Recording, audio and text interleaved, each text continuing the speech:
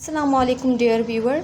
My name is Biha Hamid, the in charge of Scarlet PG from Dar-e-Arqam School, Ahmedpur campus. Today we will learn about CLL English subject, which is called Communication, Language and Literacy. Now as we can see, first 11 pages are of pre-writing pages. So I will tell you how to solve it, how to trace it, and some important points you have to follow. So on first page, now you have to see the top and the bottom of the page. Some objectives and instructions are given for your students and teachers. Student must know the names of the lines. So these lines are horizontal straight lines.